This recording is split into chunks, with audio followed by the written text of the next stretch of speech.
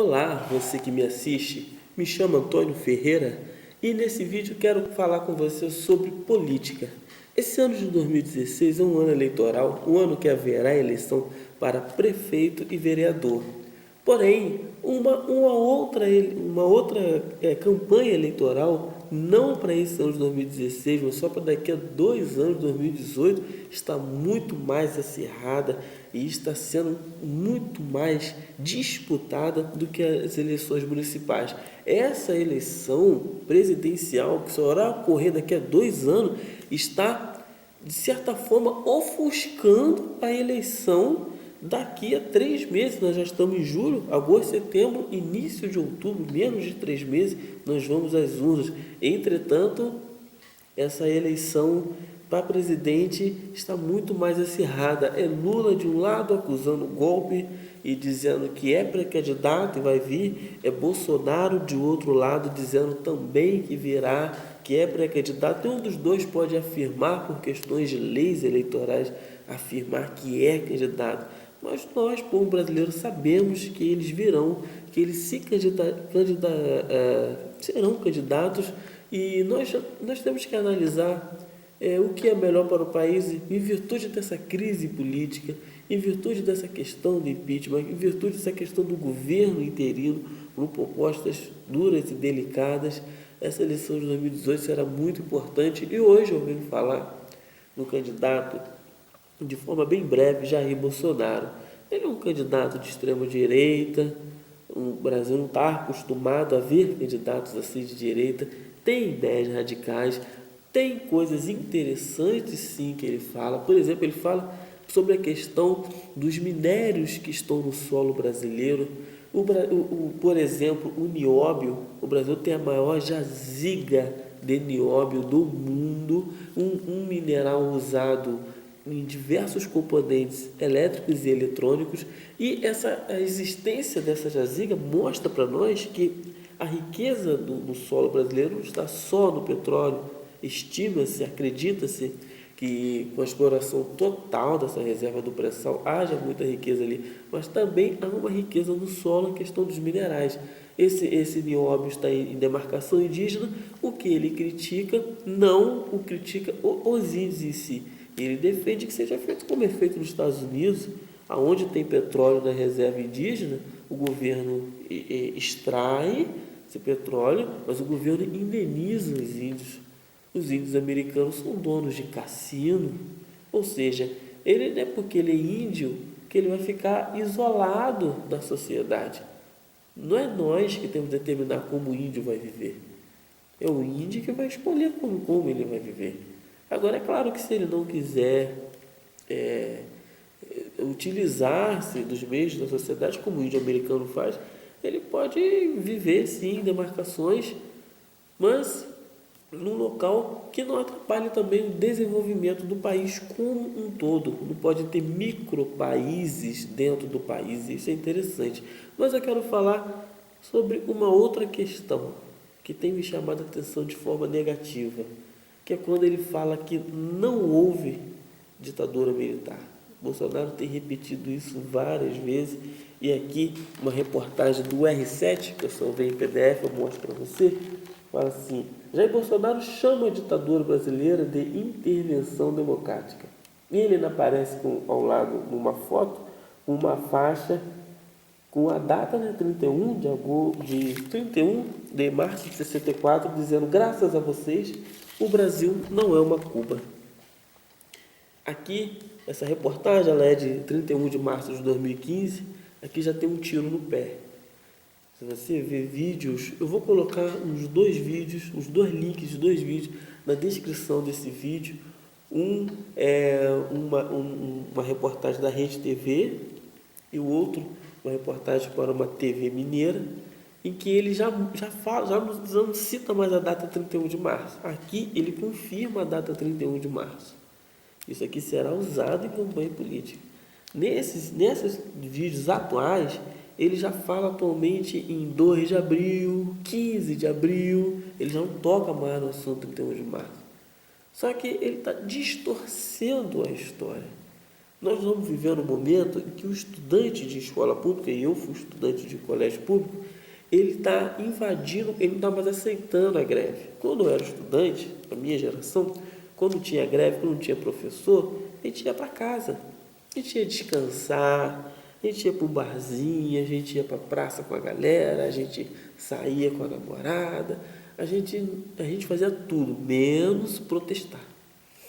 Essa geração atual, esses jovens atual, até me envergonha, porque agora eles ocupam colégio, agora eles pedem melhor salário para o professor, melhor infraestrutura, agora eles querem estudar, porque essa geração agora está mais consciente e para romper o círculo vicioso, para romper o círculo da pobreza, para romper o círculo do atraso, é necessário estudar.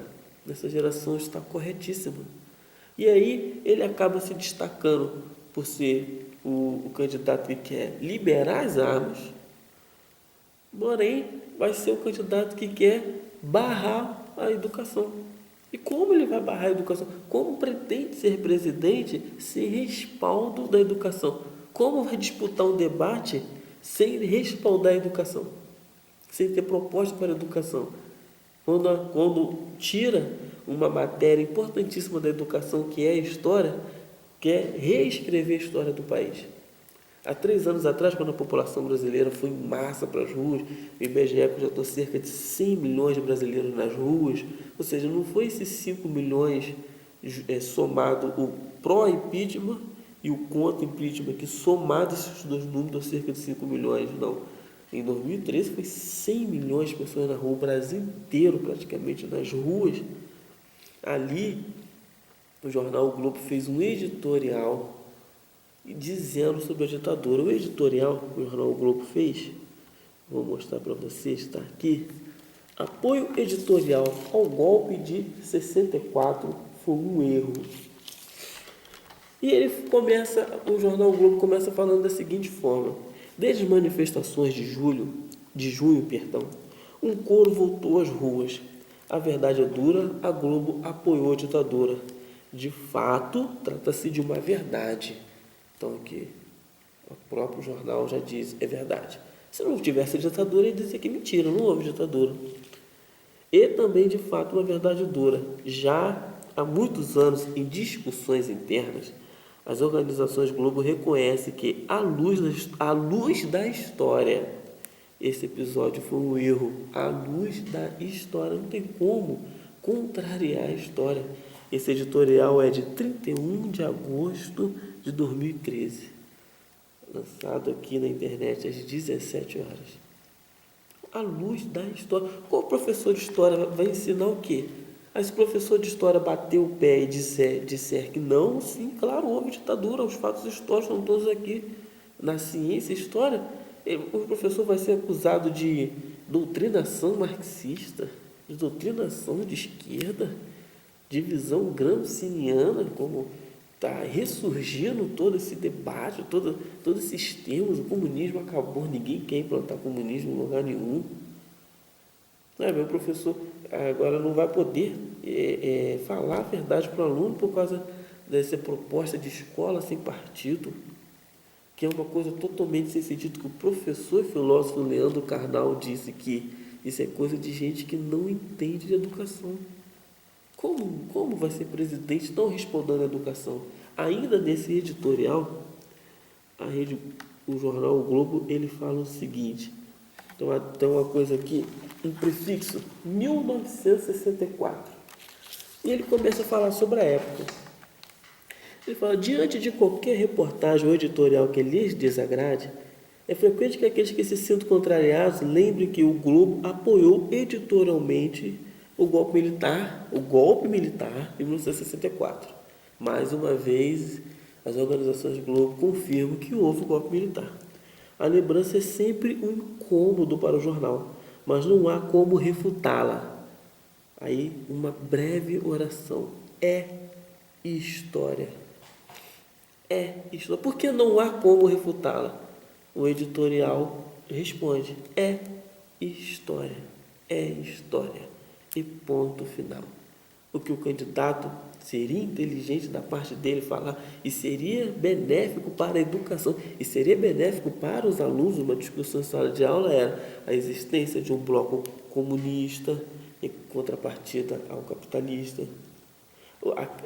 A visão de expansionista do bloco comunista, o que aconteceu em Cuba em 59, que aconteceu em Cuba em 59, o temor de que no Brasil e em outros países da América do Sul e Latina quisessem ser do regime comunista, abandonassem o capitalismo, as implicações, a Guerra Fria, a polarização, aí sim, aí dizer, olha, foi bom porque todos os países comunistas fracassaram, todos, exceto a China, me parece, mas fracassaram. Olha como está Cuba hoje, olha como está a Coreia do Norte, nós escapamos disso. Aí é uma fala com uma certa razoabilidade, com certeza. Agora, você querer apagar a história, você querer reescrever a história, é um atentado à educação. E Jair Bolsonaro está atentando contra a educação. Isso será um tiro no pé para a campanha desse candidato que até tem certas ideias que relativamente é um bom candidato. Votaria para presidente? Não. Para senador? Talvez. Mas ele precisa... Porque essa demonstração, essa fala de que não há ditadura mostra para nós, povo brasileiro, ele não está preparado ainda para ser um presidente, porque o presidente ele tem os ministérios, mas ele tem que entender um pouco, ele tem que ter projetos para todas as áreas. Ele não pode ter uma visão limitada, uma visão pequena do Brasil, ele tem que enxergar o país como um todo. Ele tem a intenção de ser presidente da República e não pode, justo na educação, uma área tão sensível, uma área tão importante, uma área tão necessária, dar um tiro no pé desse e querer militar contra a educação, querer ferir a educação da forma como está ferindo, querendo reescrever a história. É lamentável e tomara que esse candidato se conscientize disso, mas se ele não se conscientizar, eu e você que está assistindo o vídeo estaremos de olho e consciente e sabendo que um candidato assim não será um presidente tão benéfico assim para o país. Estaremos de olho. Um abraço.